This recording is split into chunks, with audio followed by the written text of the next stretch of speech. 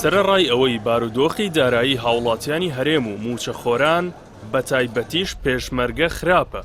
ماوەی زیاتر لە 2 مانگە موچەی هێزەکانی پێشمەرگە و هێزە ئەمنیەکان بەهۆی نەناردنی لیستی موچەوە لەلایەن حکوومەتی ماوە بەسەرچووی هەرێمەوە بۆ بەغداد نەدراوە. ئەمەش گرفتی دارایی ئەو هێزانەی قوڵتر کردوێتەوە.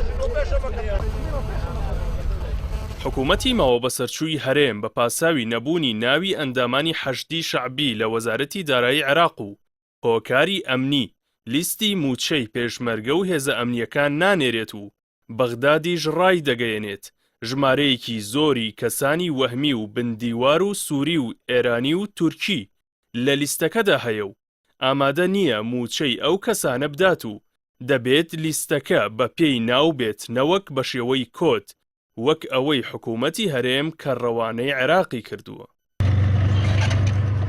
ئەوەش لە کاتێکدایە پێشمەرگە و هێزە ئەمنیەکان ڕۆڵێکی بەرچاویان لە پاراستنی ئاسایش و ئارامی هەرێمدا هەبووە و لە شەڕی داعشدا پارێزەری خاک و نیشتیمان بوون و هەر کات حکوومەت و حزب کاری پێیان بوو بێت بە شان و باڵایاندا هەڵیانداوە و بە سیمبولی وڵاتیان زانیوە. لە ئێستاشدا لە بەرانبەریاندا بێباکن.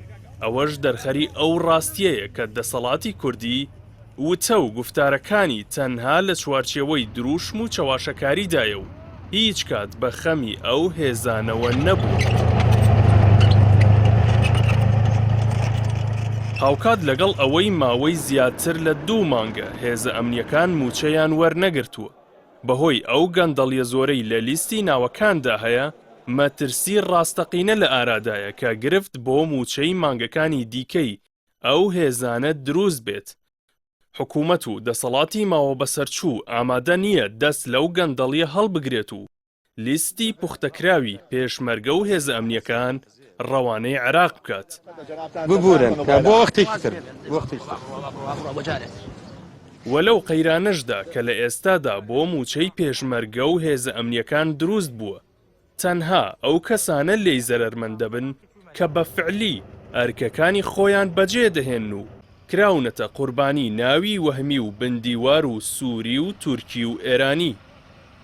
ژمارەیەکی زۆر لەو هێز و کەسانەی کە پێشمەرگە و هێزە ئەمنیەکان کراوەتە قوربانیان هێزی حزبین و تەنانەت ناویان لە وەزارەتی پێشمەرگە و دەستگا حکوومیەکانیشدا نییە.